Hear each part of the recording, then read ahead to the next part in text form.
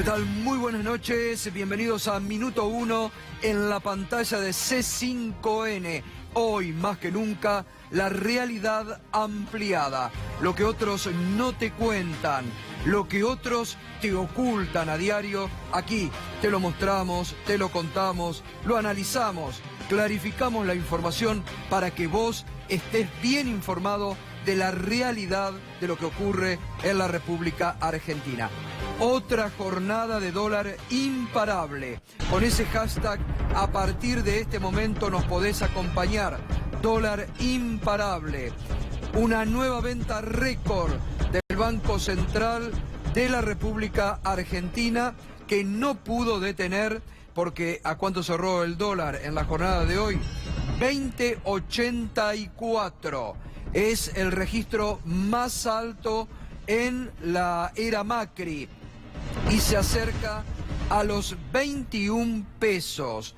El Banco Central hoy nuevamente liquidó divisas, el Banco Central de la República Argentina, más sumado los 1.500 millones que liquidó en el día de ayer. Enseguida con este análisis va a estar Fernando Alonso, pero además un tema que preocupa a todos, que preocupa a usted, que nos preocupa a nosotros, que preocupa a toda la ciudadanía.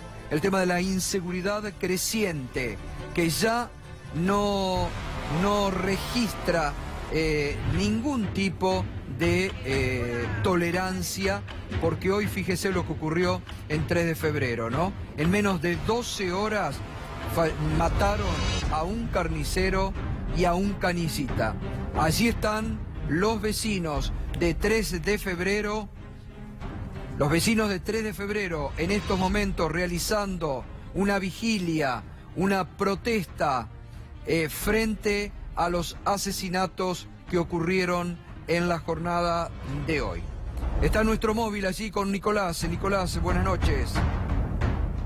¿Qué tal, Gustavo? Buenas noches. Efectivamente, la gente que vino hoy a las 7 de la tarde a la puerta del municipio de 3 de febrero en reclamos por la muerte de Fabián Manduca, este canillita de 49 años, y también de Manuel Palacio, de 51, que fue asesinado anoche a las 11:15 cuando iba a ingresar con el auto a su casa, y luego esta mañana a las 5:30 el canillita que comenzaba a trabajar y que también fue acribillado en la esquina de su local. Bueno, gente que está aquí en la puerta del municipio y otros vecinos que hace minutos se han ido hacia el viaducto que está aquí a unos 100 metros, está la plaza y el túnel aquí en la zona de Caseros, en el centro, también para reclamar y pedir justicia, mucha bronca, mucha indignación de estos, pidiendo también seguridad y además que detengan a estos delincuentes que ayer terminaron con la vida tanto de Fabián como de Manuel, con sendos disparos. Se está investigando la justicia para ver si los hechos son relacionados o no,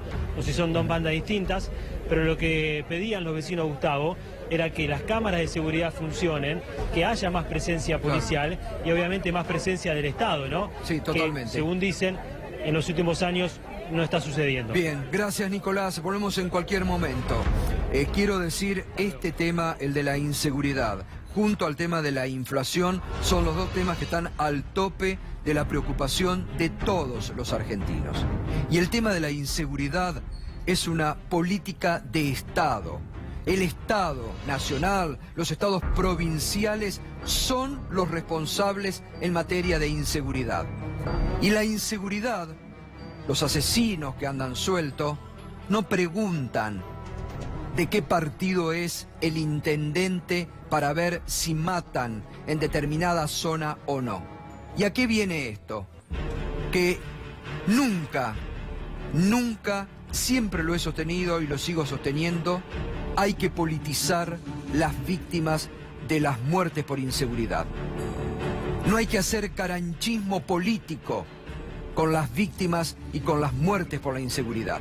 La semana pasada, cuando ocurrió el lamentable episodio del chofer de colectivo Leandro, que fue asesinado a mansalva, que no ofreció resistencia, lo mataron como un perro de la peor manera, varios funcionarios del gobierno nacional, provincial, los trolls del gobierno, hicieron una campaña inaceptable contra la intendenta de La Matanza, Verónica Magario.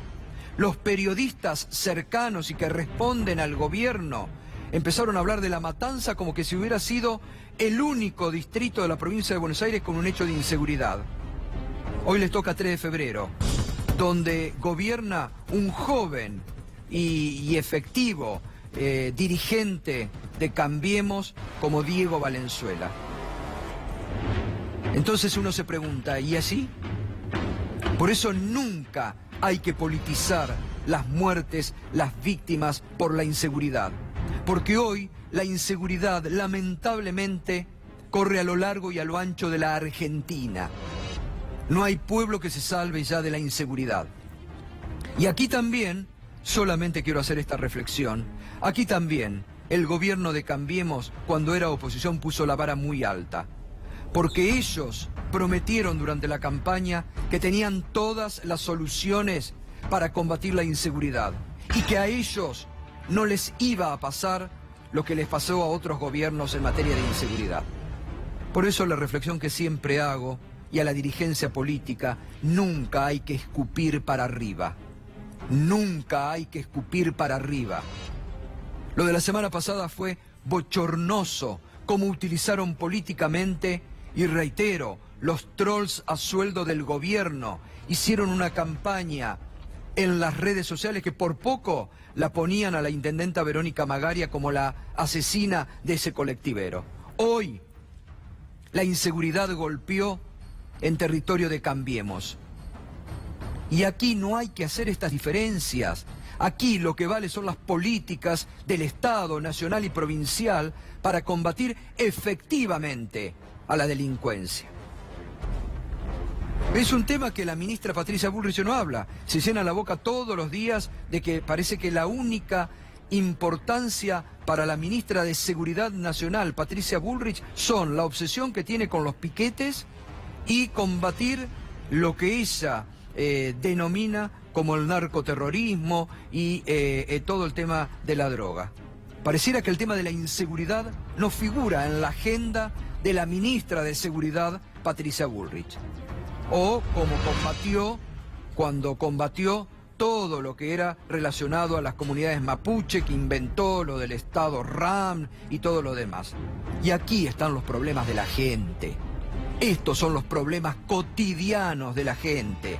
Matan por nada, asesinan por nada. Por eso no hay que escupir para arriba y por eso no hay que hacer caranchismo político con este tema de la inseguridad. Darío Villarruel, buenas noches, Darío. ¿Cómo estás, Gustavo? Interesante lo que decís, porque antes no era culpa de Cristina, ahora no es culpa de Macri. Es una responsabilidad de todos, y todos somos el Estado. Hay que hacer políticas criminales a largo tiempo, y el rol de los medios es fundamental, porque ahora estamos todos ahí. Pero cuando pase este muerto, hasta que no aparezca otro, lo vamos a abandonar. Y lo que hay que exigir ahora es buscar a los responsables, juzgarlos y eventualmente condenarlos o no. Me parece que el tema de que se dice mucho y se hace poco tiene que ver con todo el devenir histórico de la lucha contra la inseguridad. Porque, a ver, gente muy humilde, clase media, la que murió. Los que lo mataron también, gente marginal, de clase baja. Es decir, matan pobres contra pobres. Y la pregunta es, ¿qué tiene que ver el Estado en todo esto? ¿Hay delincuentes que nacen delincuentes? ¿O por qué no nos preocupamos en vez de tanta cámara, en vez de tener tanto cerramiento? ¿Qué hacemos para que no haya tantas delincuentes en la Argentina? ¿Cómo prevenir que hoy, en este momento, en una cuna de cualquier hogar, haya alguien que en el futuro va a ser delincuente? Porque, ojo, si detenemos a todos los delincuentes de hoy, ¿qué pasará con los delincuentes de mañana? Por eso faltan políticas criminales que, repito, aquellos que se llenaban la boca, mirá la inseguridad que había en el gobierno anterior, y ahora hay más. Las estadísticas dicen, estuvieron calladas, que desde 2015 para acá aumentó casi un 20% la inseguridad en la provincia de Buenos Aires. Nadie se lo dice, porque la salidera y la entradera ya son algo común en la Argentina. Hay que buscar algo más. ¿Es tapa de los diarios esto hoy? Casi no. Antes sí. Por eso, en vez de buscar responsabilidades, tratemos de tener una política de prevención y después de represión y finalmente de resocialización. Para aquellos que cometen delitos y que lo meten 20 años presos, cuando salgan no vuelvan a cometer los mismos delitos y mucho más violentos como estamos viendo ahora. Muy bien, seguimos allí en 3 de febrero donde los vecinos están protestando y legítimamente. El dólar, otra jornada de dólar imparable.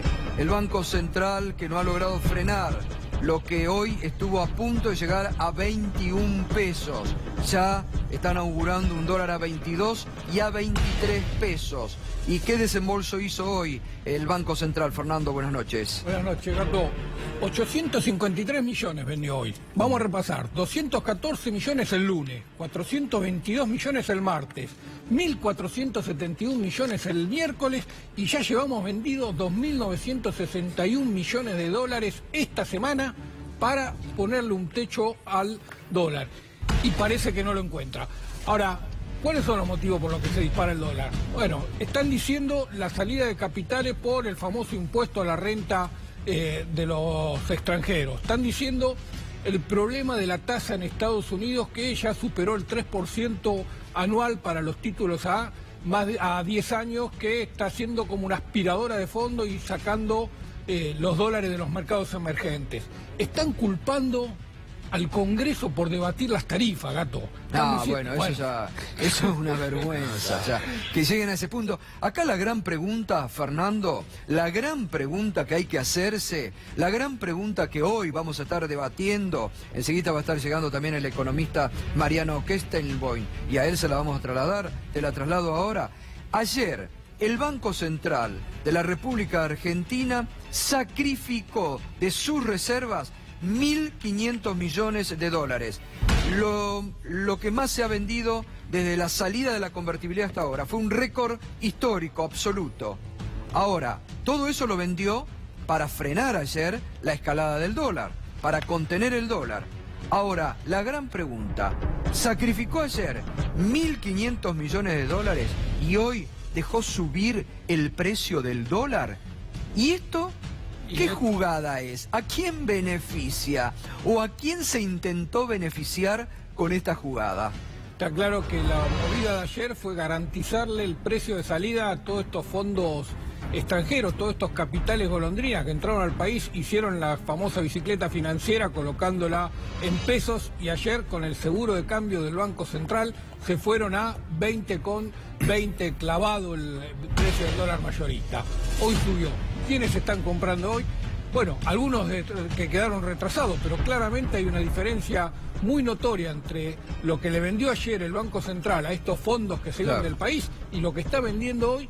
Muchos dicen ahorristas desprevenidos que le entraron en pánico y empezaron a comprar sin evaluar distintas variables que habría que tener en cuenta. Bueno, hoy también surgió en el medio de este dólar imparable la versión que el presidente Mauricio Macri se habría reunido con el exministro de Economía, Domingo Felipe Cavallo. Éramos pocos y parió la chancha. Cada vez que hay alguna crisis, cada vez que hay alguna corrida, cada vez que hay un ruido en la economía, aparece el nombre de Domingo Cavallo. Pero él dice que en el gobierno lo escuchan, ¿eh? Sí. Él ha dicho públicamente que en el gobierno lo escuchan y que en el gobierno lo consultan. Lo ha dicho en más de una oportunidad. Sí, lo que trascendió de esta reunión no está confirmada, ¿no? Los voceros, no, por eso no está trascendido. Voceros, claro, claramente, voceros que estuvieron relatando lo que planteó Cavallo en esta reunión que habría tenido con el presidente, es prácticamente cambiar el modelo de gestión de la economía. Lo que te acordás, Gato, cuando discutíamos, y acá algunos lo plantearon, la necesidad de tener un Ministerio de Economía fuerte. Fuerte, bueno, que es lo que le reclama Prat Gay o lo que reclaman varios economistas, digamos, como Melconian, mercado, que ¿no? es uno de los grandes candidatos a ocupar ese lugar. Bueno, esto es lo que Cavallo le recomienda al presidente. Volver a la fórmula de un Ministerio de Economía. Poner, algunos dicen que Cavallo impulsa a Melconian, con quien tiene algún grado de afinidad, nombre más, nombre menos, el regreso a un Ministerio de Economía que logre unificar la política, porque acá hay un gran debate entre el Banco Central y la jefatura de gabinete en cómo manejar la economía. Y en ese debate claramente hay dificultades para que el mercado les crea, y cuando el mercado no le crea pasan estas corridas como la que estamos viendo. Además de la interna que hay entre la jefatura de gabinete y el presidente del Banco Central de la República Argentina. El problema, Carlos, es que salimos o con inflación o con recesión, Claro. pero cada vez se les va agotando las puertas de salida. Bueno, ahora seguimos, Fernando. Carlos Melconian habló y disparó duro contra el presidente del Banco Central de la República Argentina. Desde el 28 de diciembre, en estas circunstancias, el Banco Central está hoy en una absoluta transición. Digamos, quedó boyando, es el quien va a tener que definir dentro del plan perdurar cómo es la nueva situación, porque quedó boyando el tema de la tasa de interés, quedó boyando el tema del tipo de cambio. Esta cuestión de vender dólares para parar el cambio en 2050 es absolutamente transitoria.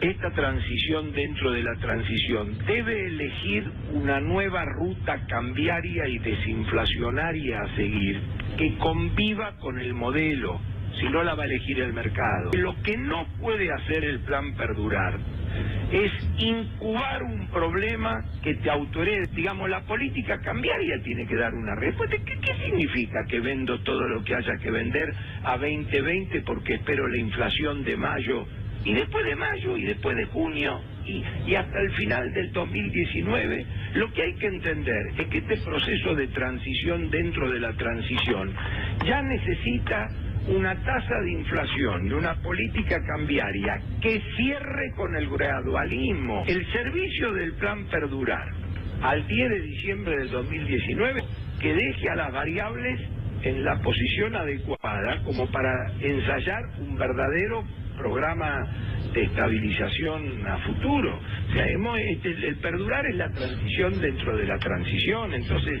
no va a esta cuestión de 15 de inflación, fijamos al cambio. Vos fijate que el Banco Central no está en condiciones de hacer una conferencia de prensa donde va a decir qué. Bueno, durísimo Carlos Melconian contra la política monetaria del gobierno que él integró y contra el presidente del Banco Central de la República Argentina. Además, sostiene Melconian esto que él ha denominado el plan perdurar hasta el 2019 para lograr la reelección de Macri, y a partir de ese momento, lograda la reelección de Macri, comenzar con el verdadero ajuste de la economía, mucho más de lo que se está ajustando ahora, terminando el gradualismo, ¿no? Pero ahora Melconian lo que pide es ya terminar con ese plan perdurar y ya establecer lo que, según él, deberían ser las dinámicas de la economía, ¿no? Aquí está también la disputa entre las distintas salas de Cambiemos con el tema económico. Indudablemente no se ponen de acuerdo, indudablemente el gobierno no sabe qué hacer en muchos aspectos de la economía, por eso sigue desconociendo los datos de la realidad, como hoy desconoció estas corridas el jefe de gabinete Marcos Peña.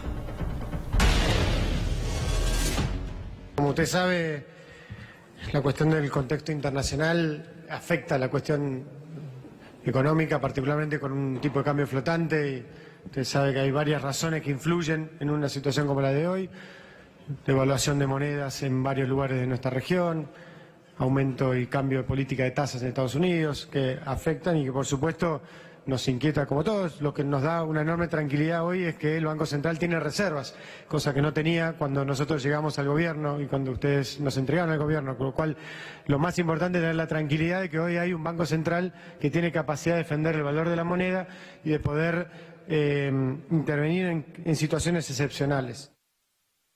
Bueno, esa es la visión del jefe de gabinete Marcos Peña, ¿no? Como desconociendo los aspectos de la realidad y con el propio relato que diariamente se arman. Ahora, fíjese, porque esto sigue siendo indudablemente inflacionario, aunque el gobierno no lo quiera reconocer.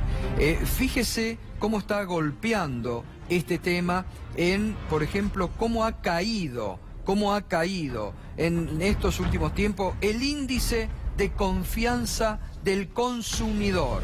Se desplomó. El índice de confianza del consumidor se desplomó en el mes de abril. 13,2% cayó este índice, que es muy importante, de la Universidad Di Tella, que es un índice que se tiene muy en cuenta siempre. 13,2% se desplomó el índice de confianza del consumidor. Esto está queriendo decir cuando hablábamos el otro día aquí también con Fernando, de los comercios vacíos, que el jefe de gabinete decía, no, hay comercios vacíos. ¿Por qué? Porque la gente compra online, desconociendo la realidad de que se ha caído el consumo y de que mucha gente ha dejado de comprar porque no llega a fin de mes. Fíjese este otro índice que hoy publicó Perfil de la revista Fortuna. 53%, este es el índice general de expectativas económicas realizado por Kantar TNC, lo publicó hoy la revista Fortuna. El 53% sostiene que no le alcanza el sueldo para vivir, que no llegan a fin de mes. Este es el drama que se está instalando ya en un porcentaje altísimo de familias de la Argentina. No le alcanza el sueldo para llegar a fin de mes. Este es un dato desconocido en los últimos años en la República Argentina. 53% no le alcanza el dinero para vivir, para llegar a fin de mes. Esto no era, ya que tanto hablan de la pesada herencia, que el jefe de gabinete volvía a hablar, no era un dato que estaba presente en la economía en estos últimos 12 años, ¿no, Fernando? No, donde claro. la gente tenía para llegar a fin de mes, tenía para lo que no le gusta a algunos funcionarios del gobierno, para comprarse un celular, para mejorar su casita, para comprarse un plasma, para irse de vacaciones, Eso que Javier González Fraga dijo, no, ¿cómo? Eso fue ficticio y real, no podían llegar a eso. Gato, estamos en abril todavía con los salarios de 2017, con el tarifazo que hubo en estos meses. Las familias claramente no tienen ni siquiera la misma capacidad de compra que tuvieron el año pasado en términos nominales, ya ni siquiera reales, porque nominalmente una porción más grande del salario está destinada al pagar los servicios, por lo tanto tienen menos pesos para destinar al resto de los consumos, y eso es lo que se siente. No es un problema de ventas online o un problema de ventas en los comercios. No le alcanza el dinero a la gente, está claro. Bien, hoy se ha producido entre los escándalos cotidianos, las noticias de la justicia imprevistas, lo que puede estar por venir. Ayer hablábamos del hecho inédito que tras las presiones del gobierno lograron que la Cámara Federal quede desierta para poner jueces amigos del poder. Y hoy, nuevamente, el juez federal Claudio Bonadío protagonizó un doble hecho. Por un lado, absolvió ya definitivamente a Gustavo Arribas, lo sacó, lo exculpó del caso Odebrecht y se tiró contra dos fiscales, Darío. Exactamente, un fallo, la verdad, inentendible de Claudio Bonadío. No sería la primera vez. En realidad, ustedes recuerdan, Gustavo Arribas, una vez que se supo el tema de Meireles, de los $70.000, etcétera, más allá que ya hay una causa, que la tuvo Rodolfo Canicova Corral, que hizo un sobrecimiento, que fue a la Cámara y que ahora está pelada en la Corte, ese era el hecho puntual, se presentó Gustavo Arribas para decir que Meireles había mentido. Bueno, no hay objeto, eso se ve en la causa principal, y si mintió es una cuestión de daños y perjuicio o de falsa denuncia que tiene que ventilarse en otra instancia. Claudio Bonadío hizo lugar a la causa, la abrió y denunció a los fiscales que están investigando a Arribas, es decir, a Federico Delgado, fiscal de primera instancia, y a el doctor Sergio Rodríguez de la Procuración de Investigación Administrativa. Algo inédito, que un fiscal denuncia a los fiscales. Se supone que, mejor dicho, que un juez denuncia a los fiscales.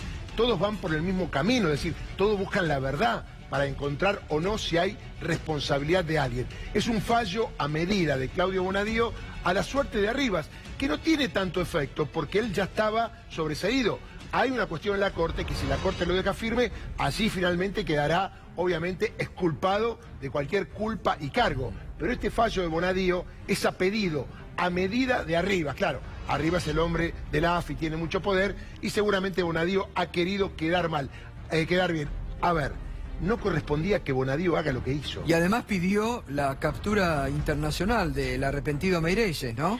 Perdón por esta sonrisa, ¿no? Claro, ya está detenido en Brasil y en realidad el delito de falso testimonio es un delito escarcelable. Pedir la extradición de alguien por este delito no existe desde el punto de vista de los tratados internacionales, pero por suerte estamos nosotros que se lo podemos explicar, si no queda.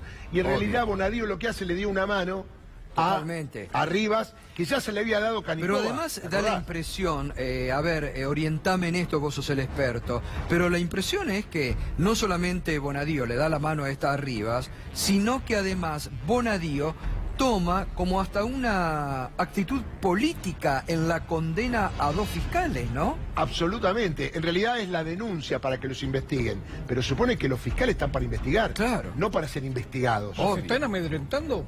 Y obviamente a Federico Delgado no lo van a amedrentar, a Rodríguez tampoco, pero es una denuncia que les va a pesar en el futuro. Imagínate que le toca a Federico Delgado alguna causa vinculada a un funcionario actual.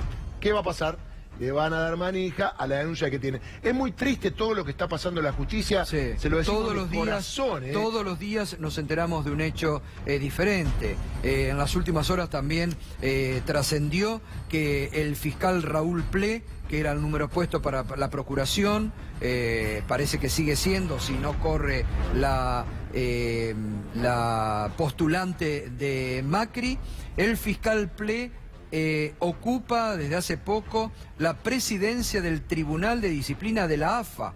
Hincha de Boca, viene de Boca, ¿no? Y uno va sumando, relacionando, y cómo son estos fiscales que vienen con una militancia funcionales y están siendo ubicados en distintos lugares que sabemos desde dónde son manejados, ¿no? Además, Es decir, recordemos, Gustavo, que en su momento pasamos una declaración de Canicoba Corral que dijo que si Arriba necesitaba ayuda, sí. él lo podía ayudar. Y nadie investigó eso. Nada, y ahora lo ayuda Bonadío, Claro. lo ayuda Canicoba Corral. La verdad que Arriba, como está en el libro que escribió una colega de Mauricio Macri, es un buen amigo de Macri. Claro. Bueno, habló esta tarde el fiscal Federico Delgado y le respondió al juez federal Claudio Bonadío. Bueno, la primera impresión que le da esta decisión de Bonadío. Brutal desazón. Brutal desazón. Yo dividiría las cosas.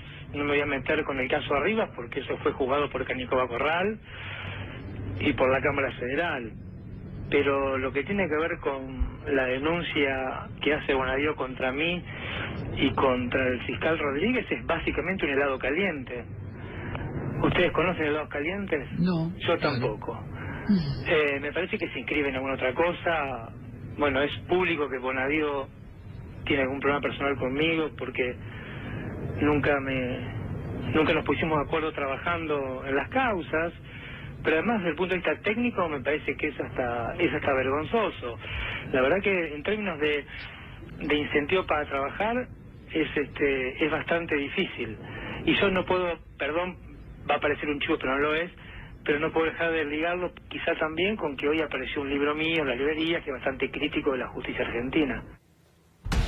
Bueno, era la palabra del fiscal federal Federico Delgado, otro hecho de la justicia, otro escándalo más en la justicia argentina. Yo no sé cómo va a terminar todo esto, Gustavo, porque es una presión para fiscales independientes que trabajan con errores o con virtudes y que se tiene que arreglar todo dentro del ámbito de la justicia, no denunciarlos penalmente. Es decir, si un juez denuncia a un fiscal, estamos ante una situación casi terminal en la relación entre ellos, porque se supone, repito, que los jueces actúan con los fiscales que acusan, y si el fiscal no está de acuerdo que acusen, obviamente dicen no corresponde. No, pero a mí te vuelvo a esto, da la sensación en el análisis que uno puede realizar, que fíjate vos, lo que dijo en su momento el presidente Macri, que se molestó cuando dijo, pero estos tipos que tienen que andar investigando, cuando se refirió así a algunos fiscales de la República, daría la impresión como que Bonadío está en la misma tesitura, ¿no? Dice, pero ustedes dos, ¿qué tienen que investigar? Vamos, y les baja una línea que realmente yo creo que pocas veces vista, va en consonancia con una misma línea política que se está bajando últimamente desde el gobierno hacia la justicia, de mucha presión, ahora también sobre los jueces de la casación penal que tienen que resolver, ¿no? Justamente hoy hubo en este sentido una presentación, ¿no, Darío, de los empresarios Cristóbal López y Fabián de Sousa sobre Exactamente, este sentido. tiene que ver con la causa Oil Combustibles. A las 11 hubo una audiencia en la sala primera de la Cámara de Casación. Obviamente las partes presentaron sus alegatos. Raúl Ple, el fiscal de casación, acompañó a Germán Moldes en el sentido de pedir la detención nuevamente y el cambio de calificación.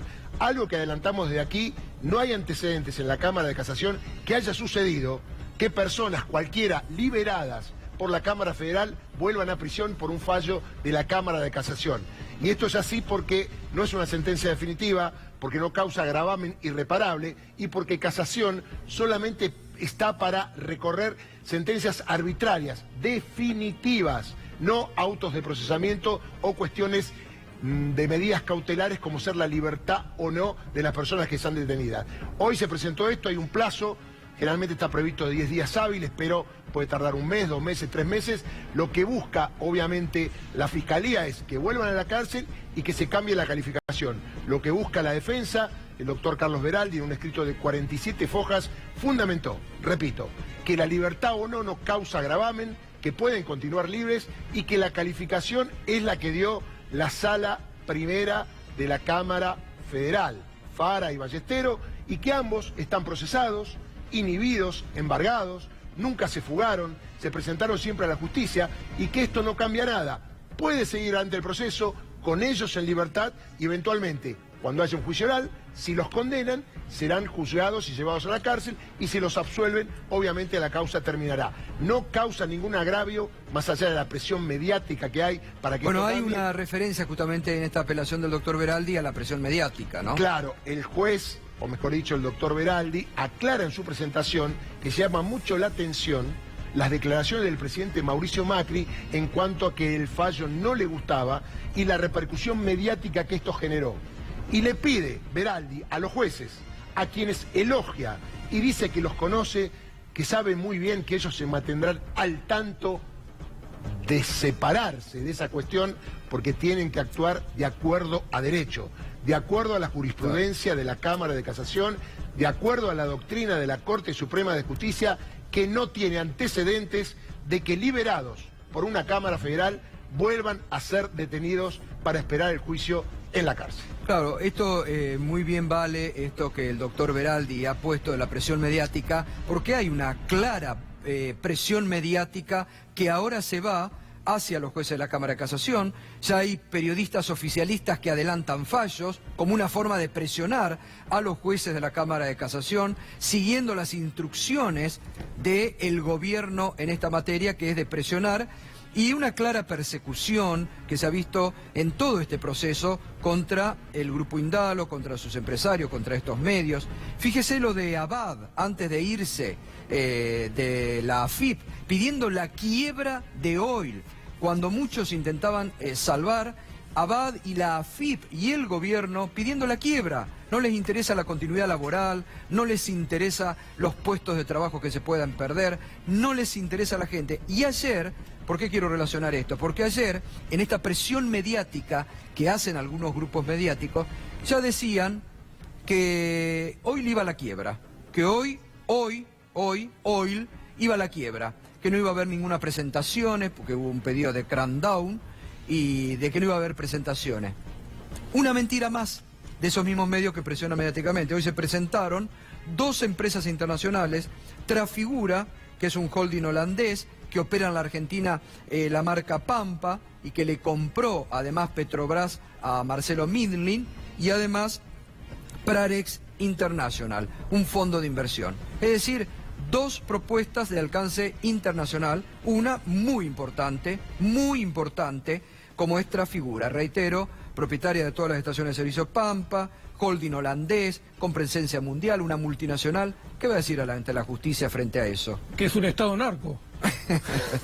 Además, Gustavo, ¿qué va a decir? ¿Que no es solvente? Claro. ¿Qué va a decir la AFIP ahora que buscaba la quiebra en la persecución política que se ha hecho contra estas empresas y contra estos medios? Gustavo... 136.000, perdóname. Sí, no, por favor. 136.400 millones de dólares facturó el año pasado, así que un poquito solvente es esta empresa. Tiene 3.000 estaciones de servicio distribuidas por todo el mundo. Acá en la Argentina 250. Así que es un peso pesado que ya había intentado hacer negocios con Oil para evitar toda esta situación de crisis, pero que la justicia se lo impidió por orden de la AFIP, para ahogarla todo lo que se pudo hasta llevarla a este punto de quiebre. Porque ahí hubo persecución política, está claro, porque no aceptó la AFIP de Abad, que además a sus periodistas amigos les adelantaba fallos que después no ocurrían. Buscaron permanentemente la quiebra y aquí queda al descubierto. Y aquí queda ahora también a la luz que hay empresas interesadas en salvar. Lo que sucede es que, como vengo sosteniendo desde hace mucho tiempo, al gobierno, a otros medios, le molesta, por ejemplo, que este canal esté ganando diariamente en audiencia, eso les molesta mucho, que las radios, que Radio 10 estén cada vez mejor posicionadas en audiencia, y el problema es justamente que les molesta la crítica y que quieren acallar las críticas, y es por eso la persecución que se ha instalado. Por eso, atención, ¿no? Los jueces de la Cámara de Casación, como bien decía el doctor Beraldi, que puedan opinar y dar sus fallos con absoluta libertad, alejados de la presión política y mediática que el gobierno y algunos medios les están intentando meter en este momento, como hacen con el resto de la justicia. Además, tenemos un anticipo para dar.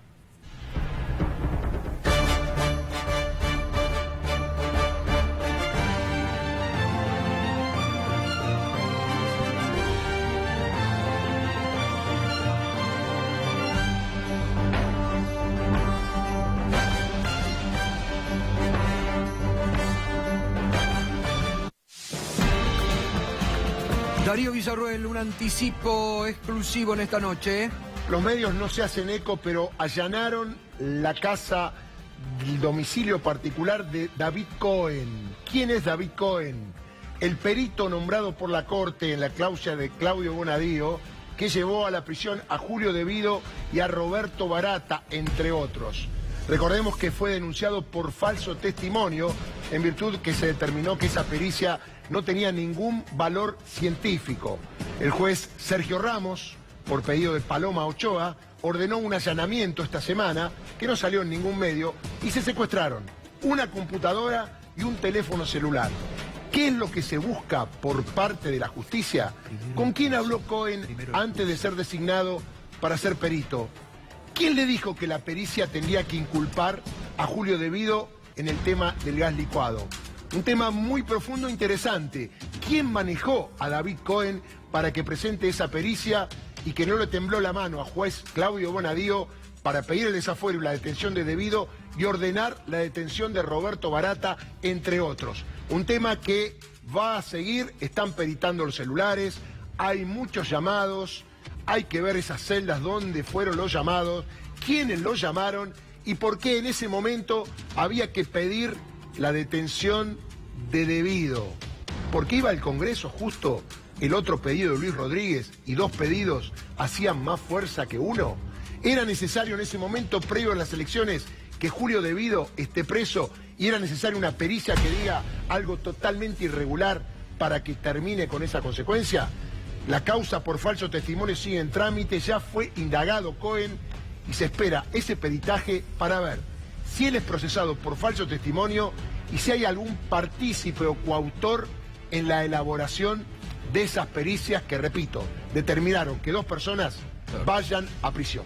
Ahora es muy importante ahí determinar todos los días previos, con quién habló, ¿no? Con quién habló Cohen. Eso va a ser muy importante determinar. Si le bajaron línea, con quién. ¿Quién es el juez que tiene esta causa? Es el juez Sergio Ramos, que está trabajando muy bien, la fiscal Paloma Ochoa, que está trabajando muy bien. Como es un tema que no está en lo mediático, por suerte nosotros lo seguimos, están buscando toda la información concreta para llegar o no a un procesamiento por falso testimonio, pero lo más importante es quién está detrás de David Cohen. En este momento hay mucha gente que se está mirando la tele, está preocupada. Bien, tenemos una alerta.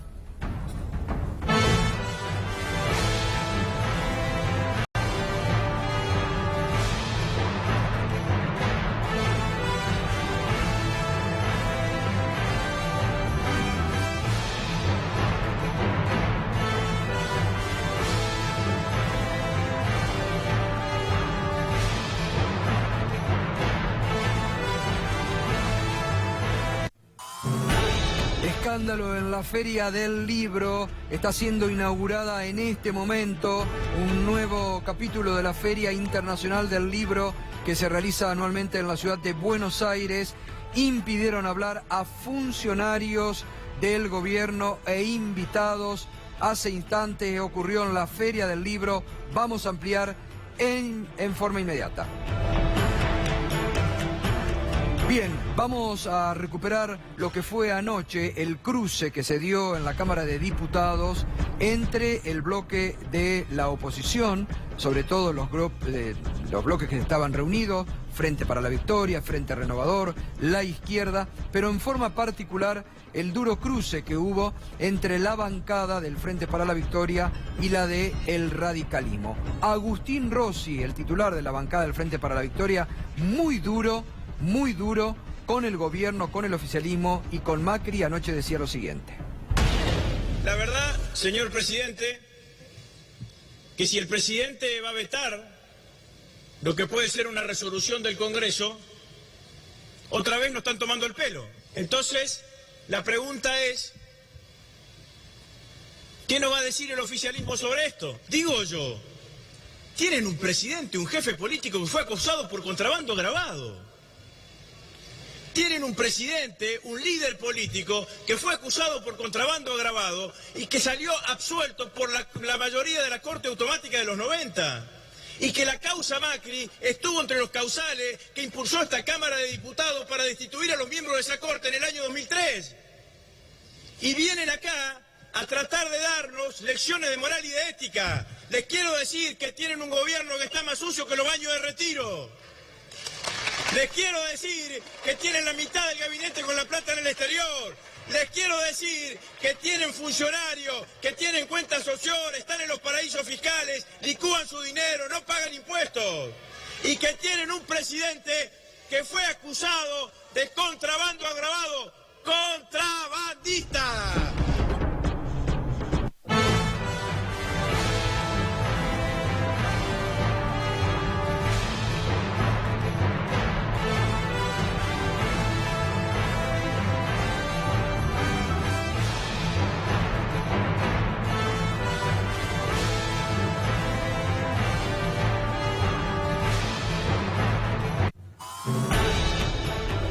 Bueno, esto era lo que ocurría hace instantes en la Feria Internacional del Libro, cuando se prestaba a hablar el ministro de Cultura, Pablo Abeluto. Irrumpieron sobre el escenario alumnos con estos carteles: no al cierre de los bachilleratos populares. Y esto ocurría.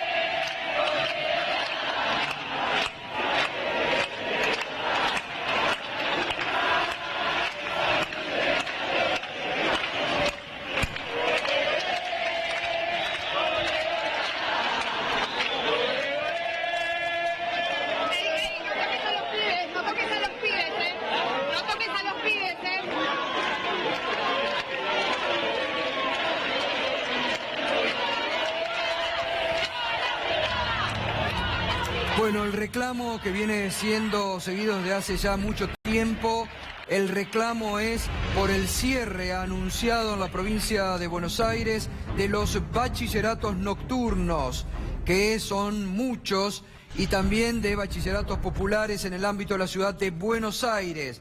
Y esto fue una protesta sorpresiva, que tomó por sorpresa también al propio ministro de Cultura, Pablo Abeluto, que iba a dejar oficialmente inaugurada la Feria del Libro. No pudo hablar por la irrupción de este reclamo de jóvenes estudiantes en defensa de los bachilleratos nocturnos en la provincia de Buenos Aires y también de distintos bachilleratos en la ciudad de Buenos Aires.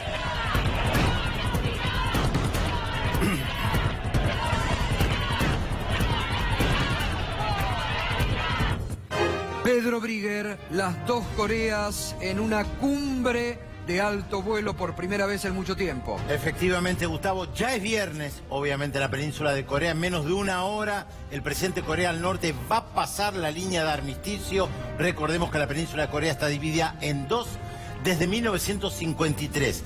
3 puntos centrales van a discutir. En primer lugar, una península sin armas nucleares.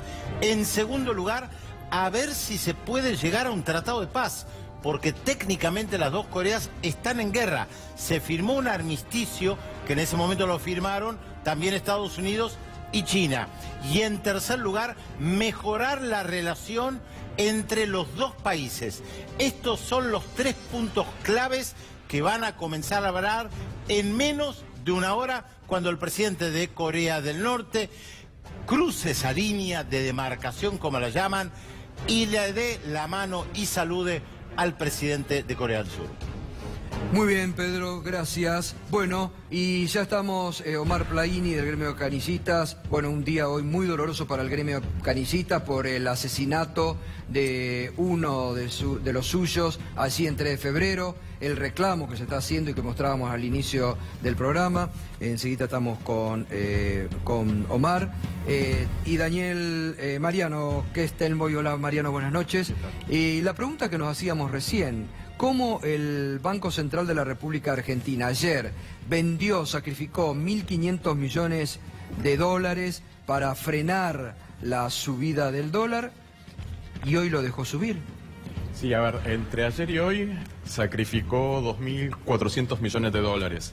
La vez en la historia que Argentina había tenido que vender reservas para calmar una corrida cambiaria más fuerte había sido de 645 millones de dólares. Es decir, es impresionante lo que ha ocurrido. O sea, no es que el récord se superó de 645 a 1.500 millones de dólares. Primero fue espectacular. Esto tiene que ver con 2 factores que generaron una chispa en el mercado. La primera chispa es el aumento de la tasa de interés de referencia en Estados Unidos, que pasó la barrera psicológica del 3% y eso generó que el dólar a nivel mundial se fortaleciera. Y el segundo factor importante fue a nivel local por la idea de gravar en un momento muy poco oportuno la renta financiera de no residentes, de extranjeros. Entonces, en un contexto nacional en el cual hay desequilibrios macroeconómicos muy profundos, la economía nacional tiene grandes problemas externos, los operadores financieros claramente lo observan y notan que es una de las economías más frágiles del planeta. En ese momento ocurren estos 2 factores y bueno, y generan este caos, este escenario caótico en el mercado cambiario, donde el Banco Central privilegió de forma bastante extraña a los operadores financieros que vendieron 1.500 millones de dólares a 20,20 la cotización mayorista y ahora subió la cotización a 20,50, pero volvió a vender 900 millones de dólares y no alcanzó. Entonces, la cuestión acá no es solamente los factores internacionales que afectan a la economía local, es producto también de mala praxis de política económica local. Esto los bancos centrales en el mundo lo resuelven con la venta de dólares futuros, pero el gobierno y el Poder Judicial en la Argentina lo ha castigado, lo ha llevado a un lugar en el cual no se puede aplicar. Esa herramienta que era reguladora de todo el mercado, que permitía mantener una expectativa de devaluación racional por cuestiones políticas. Así es, Fernando. Y es una herramienta que se perdió, es la herramienta más eficaz de todas. Y el costo es gigantesco para la economía argentina. Los 2.000 o los 3.000 millones de dólares que se perdieron esta semana. Ahora, hoy vos decís, el costo es gigantesco. Yo vuelvo a esa pregunta. ¿A alguien benefició el Banco Central, me parece? ¿A alguien buscaron beneficiar con esta jugada? Pero hoy el jefe de gabinete dijo muy suelto de cuerpo, tenemos reservas para hacer frente a todo. Fueron 450 millones de dólares que el país perdió por este beneficio a quienes compraron ayer a 20,20 a la cotización mayorista. Evidentemente favoreció a los no residentes, a la mayoría de los no residentes que tenían LEVAX y que decidieron fugar capitales, porque perfectamente el gobierno nacional, el Banco Central, podría haber decidido aumentar la cotización del dólar y también resignar reservas y obviamente sin el recurso de intervenir a través de dólar futuro, que está totalmente castigado. Es decir, que para beneficiar a algunos pocos estamos sacrificando reservas, está claro esto, ¿no? Es evidente, es lamentable. Se le está haciendo A ver, esto es timba financiera. Esto es bicicleta financiera. Absolutamente. ¿No? Es estima financiera y está poniendo de relieve que la economía argentina tiene desequilibrios macroeconómicos muy importantes.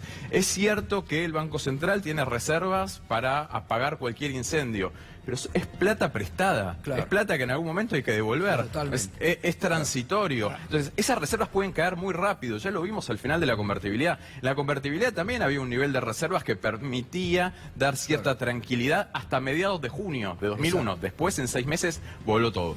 Está el diputado Joaquín Blanco. ¿Qué tal? ¿Cómo estás? Buenas noches. Se suma, ¿no? Esto vienen de la discusión y el debate por las tarifas, el tarifazo impagable. Esto también es una presión inflacionaria que se da en este contexto de un combo explosivo que estamos viviendo por estos días. Sí, la verdad que esta es una semana negra, ¿no? Para la economía nacional. Recién lo escuchaba al economista. Esto se está bancando, esta bicicleta, con endeudamiento externo. Y esta película, los que vivimos el 2001, ya sabemos cómo termina. Esto es fugar hacia adelante. Da la sensación que el gobierno nacional está aguantando las variables, está aguantando el modelo, pero no hay plan. No hay plan de desarrollo, no está claro cuáles son los sectores estratégicos que van a generar divisas, se profundiza el endeudamiento externo y lo que tuvimos ayer es ni más ni menos que un golpe especulativo. Lo que ayer sucedió en Argentina fue que el Banco Central alegremente sostuvo un precio del dólar a los sectores concentrados de la especulación financiera para poder fugar divisa a un dólar subsidiado por el resto de los argentinos. Entonces, este cuadro de situación, que para nosotros es muy preocupante. Y ese es el tema más preocupante, creo, lo que acaba de decir. Porque un gobierno que se llena la boca de que van a llegar inversiones que no llegan, está permitiendo, gracias a esta timba, eso, lo que acaba de decir, la fuga de divisas que cuestan mucho a la Argentina. Y alegremente, porque ahí entran y salen sin ningún tipo de control. Nosotros venimos de Santa Fe, que es una provincia eminentemente productiva, y todos los incentivos y todas las señales que está dando la economía argentina es no a producir, sino a invertir en la timba financiera. No a invertir en maquinaria, no invertir en equipamiento, no invertir en bienes de capital, sino en tratar de meterse en la bicicleta financiera. Entonces, este es el modelo que se está consolidando, de la especulación. Y es un modelo que beneficia a unos pocos y que deja un montón de sectores productivos y de los trabajadores excluidos. Y eso sumémosle lo que fue el tarifazo. Yo vengo también de Santa Fe, que es la provincia que compra energía, nosotros no la generamos. A las provincias que compramos energía nos aumentaron un 2000% el costo de la energía mayorista, un 2000%. Entonces, en el norte de la provincia no tenemos gas natural. Los santafesinos del norte tienen que comprar gas en garrafa. Sumado al tarifazo eléctrico, realmente estamos en un combo de una semana muy complicada para los argentinos. Gracias, diputado. Omar, lamentamos mucho lo que les ha pasado, realmente ha sido tremendo, parte de la inseguridad que se vive diariamente en la República Argentina, ¿no? Sí, lamentablemente hoy le arrebataron la vida a un joven de toda una familia canillita, que había ingresado en la actividad apenas hace 2 meses por su padre, Juan Carlos Manduca, es canillita, su hermano Marcelo es canillita, y él se había incorporado a la actividad. Estuvo hace 15 días en el sindicato que se vino a afiliar y tempranito hoy nos despertamos con este asesinato, este tremendo asesinato, que hoy fue Carlos Fabián Manduca. La semana anterior fue el colectivero, el Chico Alcaraz, y la anterior un almacenero, y esto no para, y antes. Así que estamos doloridos, indignados hasta las vísceras con esto, porque es tremendo, porque ustedes saben cómo es nuestra actividad. Si hay un personaje querido del trabajo en el barrio, es el Canilla. Sí, usted vio la manifestación, ahí están unos compañeros nuestros que acompañaron. ¿Pudieron hoy reunirse esta mañana temprano? Me decías que iban a tratar de hablar con alguna autoridad del gobierno provincial. Sí, me llamó el ministro Cristian Ritondo y a la tarde se hizo presente en el sindicato. Estuvimos reunidos con él, la comisión directiva, con el ministro de Seguridad de la provincia. Y vamos a continuar la reunión el próximo miércoles, donde nosotros claramente le dijimos, somos una actividad que queremos colaborar en la prevención. Ahora, esto ya atraviesa toda la sociedad, más allá de los gobiernos, pero hay que resolverlo, porque yo miraba la marcha antes de venir acá para el canal y se escuchó claramente que se vayan todos, que se vayan todos. Sí. La política tiene una responsabilidad, y tiene que resolver en esta instancia. Y Omar, como yo decía al inicio, estas cosas no se tienen que politizar. La semana pasada el gobierno, los trolls del gobierno politizaron el asesinato del chofer en La Matanza. Y hoy les toca 3 de febrero que cambiemos. Exactamente. Es decir, es un problema que el Estado y la política se tienen que hacer cargo. Te voy a dar un dato más, Gustavo. Nosotros hoy hablábamos con el ministro. Podemos aplicar el botón pánico en el kiosco, podemos poner los domos en el kiosco y una luz también que ilumine lugar y zonas que nosotros sabemos que son más riesgosas. Podemos poner cámaras. Vos sabés que lo que detectó el asesinato de este compañero nuestro fue una cámara del mercadito chino. Nos explicó por qué no funcionaba la cámara del municipio, por el problema que hay con las antenas de 3G y el 4G. Nosotros en esta ciudad, la ciudad autónoma, estamos haciendo una experiencia piloto con antenas para que el Wi-Fi esté a través de los kioscos de diario. Sin embargo, el gobierno de la ciudad nos está sacando esas antenas.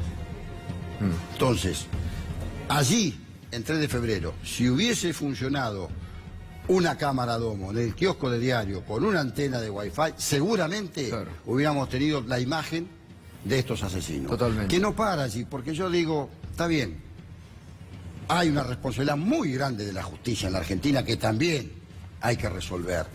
Ahora, la vida de Carlos Fabián no está más. Seguro. Pedimos cárcel, que cumplan la pena, que se cumpla esas penas, pero Carlos Fabián ya no está más. Entonces, hoy quedamos con el ministro, que se apersonó, tuvo un gesto, es una actitud de Cristian Ritondo, que yo la valoro.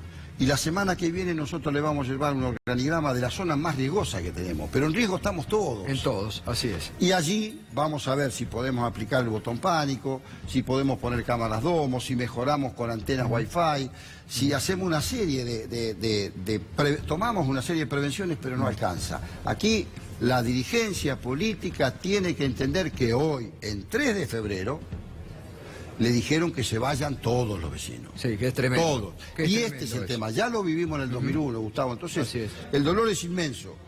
Pero nosotros queremos colaborar como organización y como trabajadores. Bueno, lo sentimos mucho y gracias, Omar. No, gracias a ustedes. Gracias, diputado, también por estar esta noche. Mariano, quédate, así seguimos analizando enseguida el tema del dólar. Enseguida vamos a seguir quiénes ganan, quiénes se han beneficiado con esta corrida de ayer, con esta venta y